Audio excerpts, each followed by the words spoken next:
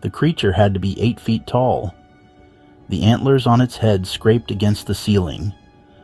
The smell of rotting flesh filled the air as it opened its large, decaying mouth to let out a scream that sounded like a mix between a human and a bobcat. Blood ran down what was left of its chin, like it had just finished eating a fresh kill. Before we get into this horrifying true tale, please like and subscribe. In the desolate wilderness of northern Minnesota, where the biting cold can freeze a man's spirit, lies the abandoned Frostbite Cabin.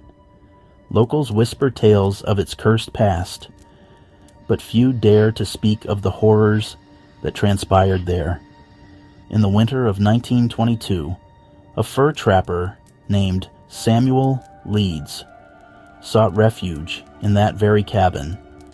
A brutal snowstorm had caught him off guard, forcing him to seek shelter.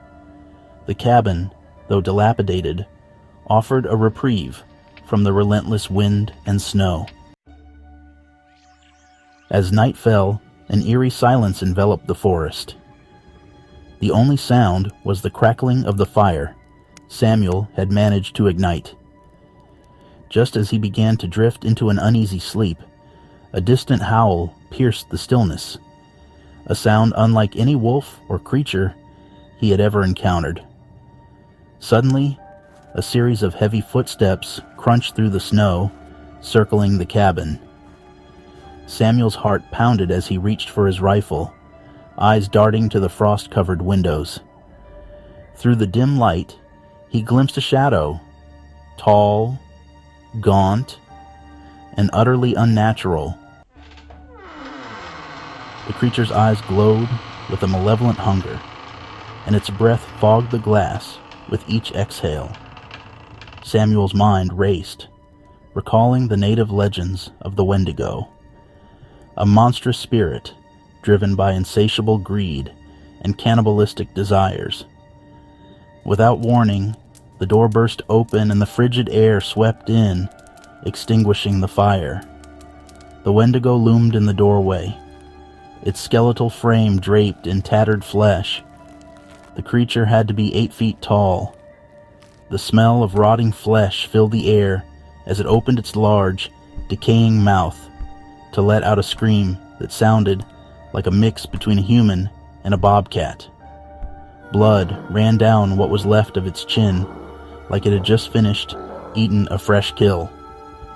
Samuel fired his rifle, but the bullet seemed to pass through the apparition, as if it were made of smoke.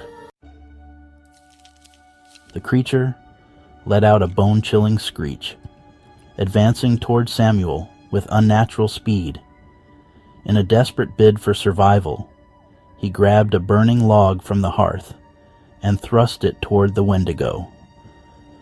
The flames licked the creature's form, causing it to recoil and vanish into the night, leaving only the echo of its haunting cry. Traumatized and frostbitten, Samuel stumbled out of the cabin at dawn, vowing never to return. He recounted his harrowing ordeal to the villagers, who nodded knowingly, their suspicions confirmed. The Wendigo was real, and Frostbite Cabin remained a place of dread, a chilling reminder of the malevolent forces that lurk in the unforgiving wilderness. To this day, the cabin stands abandoned, a testament to the terror that resides within the shadows of the frozen north. Travelers are warned to steer clear, for the Wendigo's hunger is eternal, and those who cross its path may not live to tell the tale. If you ever find yourself face to face with this horrifying creature, there is only one thing you can do. Hit like and subscribe for more tales from the Fiend.